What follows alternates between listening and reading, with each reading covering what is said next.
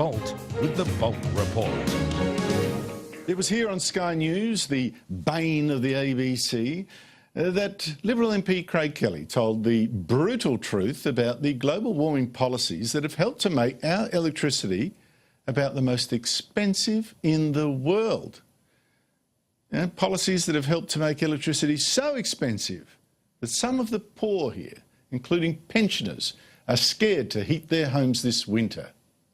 People will die this winter because of the policies that we have to subsidise renewable energy. Now, what's disgusted me is not what Kelly said.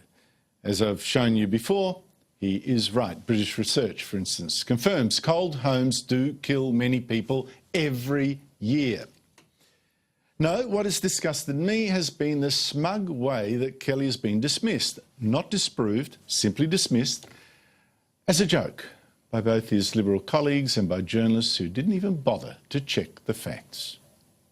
You guys are essentially killing people because of the renewable energy target. Your thoughts on that? Look, he's killing me with his humour, frankly.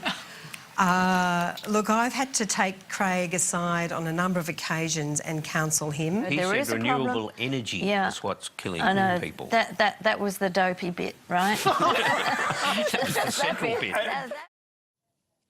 Craig Kelly, who's chairman of the Liberals' Climate and Energy Committee, has also been contradicted, or at least not supported, by both the Prime Minister and by Energy and Environment Minister Josh Frydenberg. So I decided to ask him back on the show so he could apologise for being so wrong, or for having so many Liberal colleagues without the backbone to say he is right. Craig Kelly, thanks for your time. Well, let's get to the chase. So were you wrong to say the renewable energy policies will kill Australians? Look, Andrew, let's just slowly go through the facts, because the facts are important in this debate. Firstly, renewable energy in this country is subsidised by $3 billion. Now, that's not a subsidy that comes from the budget. That's a subsidy that comes from energy users. It goes straight onto your bill. So that's $3 billion last year. Everyone paid an electricity bill, paid extra money to subsidise renewable energy. And it will be more next year, and more the year after, and more the year after that. That is simply irrefutable. Now, the second thing, Andrew, is that's not the only way the renewable energy target pushes up prices. You also have to hook all these wind farms up to the grid, which pushes up the network costs. Thirdly, it also pushes up the wholesale price. We've seen it push the coal-fired generators, the lowest cost generators, out of the market. So when Hazelwood exited the market, there was no replacement with baseload coal-fired power stations, and the wholesale prices rose. So it's $3 billion at an absolute minimum that consumers are paying in additional costs on their electricity bill to subsidise renewable energy. It's disgraceful, Craig, and I won't go into the proof, of course, that all this makes no difference to the world's climate. It's purely symbolic. And, of course, you forgot to add, because of, all this battling about, we've got to drive coal out of the market, whether it's Labor, the Greens, whatever, no cheap coal-fired electricity generators, new ones, have been invested in. And so there's another cost. But listen, let's go now to the nub of your proof.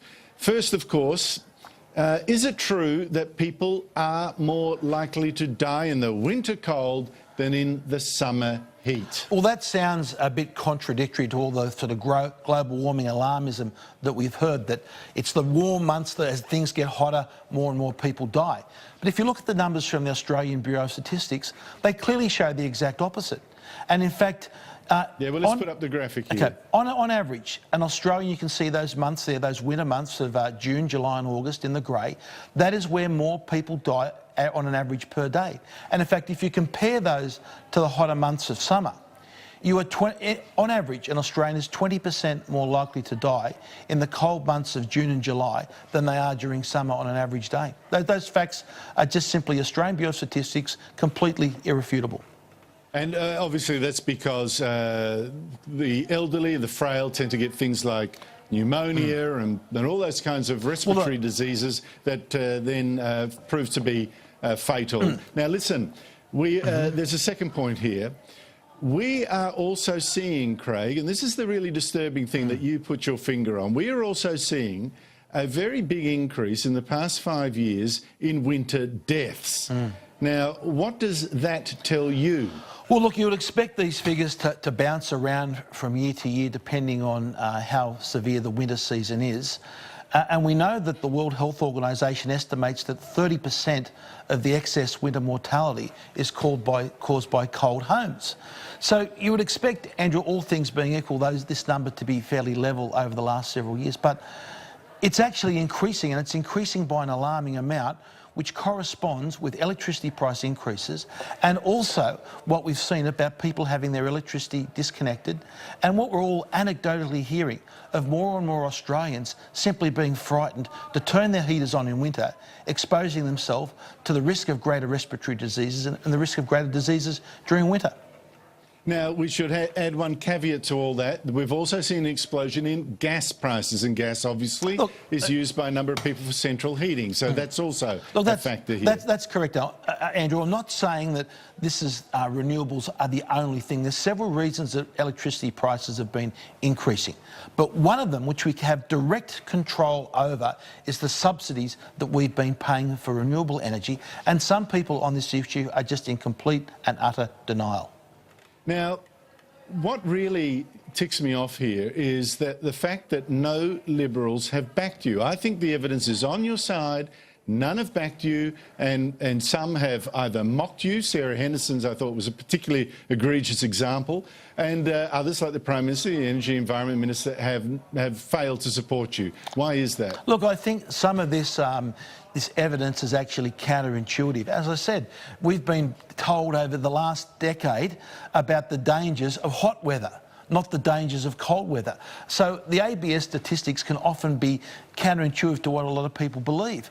Also, we've always told how renewable energy is free. It comes for free, it doesn't have a cost. We know it's much more costly than coal baseload power that we currently have. This is why it has to be subsidised, and it's being subsidised by $3 billion every year, which adds on to people's electricity bills. So I'm sure when one of my colleagues actually sit down and look at the facts, they'll come to the same conclusion that I have. Craig, you are just too generous, I'm afraid. A friend of mine, and no doubt you know him too, John Roscombe, head of the IPA, said recently he believed that 50% of your colleagues were in fact global warming sceptics, sceptics in the theory that man is heating the world dangerously.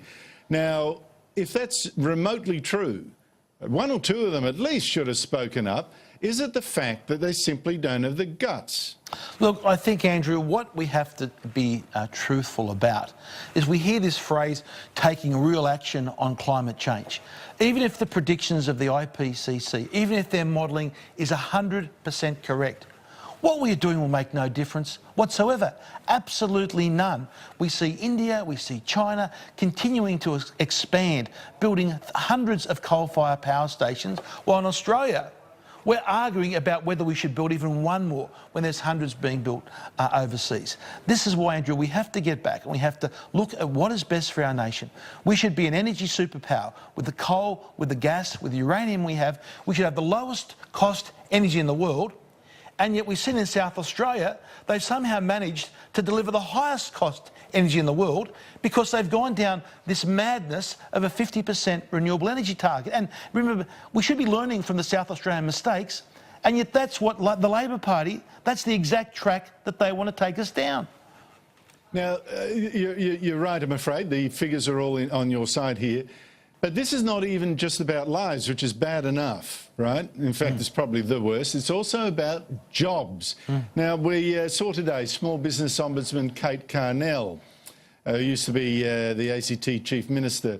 She says the government should consider subsidies to help small businesses. Her idea is stupid, actually. Should consider subsidies to help small business that she says are struggling to cope with the skyrocketing energy prices. Some, in fact, expect price rises, Craig, of 180% in just 1 year. And I've already spoken on this show to a bloke that's already gone broke because of this kind of thing. How serious is this? Look, this is, firstly, on the first point, Kate Carnell is exactly right. There are a lot of small businesses doing it very tough. Most small businesses operate not just in a local environment, but they face international competition. If the costs of energy in Australia are continue to going up, much greater than many other countries in the world, it's Australian businesses that go at a competitive disadvantage. So we've taken what used to be a competitive advantage of this nation, low cost, abundant and affordable energy, and turned it into a competitive disadvantage. So it is harming small business. But the idea that you fix that problem with another load of subsidies is complete nonsense. Why not just get rid of the original subsidies that we're paying to all these green renewable energies programs in the first place, bring the cost of energy down, and then you don't have to subsidise anyone. Because, Andrew, at the end of the day, the subsidies have to be paid from somewhere. So rather than subsidise small business, let's cut the subsidies to this renewable energy schemes going forward. Let's try and get electricity competitive again in this nation so it can give small business at least a level playing field to compete on. Well, look, on that point, Craig, the Energy Minister, Josh Frydenberg, has got a really difficult job, right? He has to get these power prices down. It's clear. The economy just can't take it. Plus, of course, it's the one thing you've got as a contrast to Labor that might win you the next election. He's got to get the power prices down. On the other hand, he's got the Prime Minister telling him, follow the Paris Accords, we've got to cut our emissions as well. It's considering the Finkel report, cut those emissions and deeper. Now, Craig, in my view, you can't do both. And I think that Josh Frydenberg has to choose one, cut prices or cut emissions. What do you think he should do? Look, I think, Andrew, there is possibly a way to do both. What we have to do with those Paris targets, we can simply flatline them. We don't have to rush to get to 42% straight away. We should push those targets out to the end of the decade. Let's flatline the renewable energy target for the next 10 years. And once all this wonderful new renewable technology comes in and is cost effective, as they're all telling us, when that comes in, let's deploy it then in a decade's time. Let's not rush now when we're simply engaging in malinvestment, money that we don't need to spend, when there are so many other things that money could be used for productive purposes in the economy. Yeah, but as soon as you start running the let's not rush argument, people will say you're impure, you know, you believe the argument, you're just dragging your feet. I think you should make a clean break, defy them to do their worst. We're not going to do that. Fang, you know, we're going to cut prices, forget the rest, it's useless. Well, there's one thing we need to, there's a couple of things we need to do for getting, you know, what we're doing with the Paris targets. And the Finkel report actually makes this clear. We simply don't have enough baseload or dispatchable power in the market. Now, the reason that that's happened is because who is going to put their money in a coal-fired power station today where you need to get 30 to 35 years worth of return on that investment, when you know you could have some lunatic left-wing green-based government at any time in the years down the track that will simply pull the rug from underneath you. Craig, that's the investment uncertainty that we've had. So as Hazelwood left the market, as the Northern Power Station in South Australia left the market, they weren't replaced with anything. Now, we've got a situation coming up in 2022 where the very large Liddell Power Station in New South Wales is due to close. We need to get cracking now. If we decide on a new power station, it's probably going to take at least 4 or 5 years to build. This is something you know we what's can't... going to take? Unfortunately, much as you and I are free market people, it probably requires a government to invest, build and operate because they've scared off the private investors. Craig Kelly, thank you so much for your time. Great to be in. Thanks for the opportunity.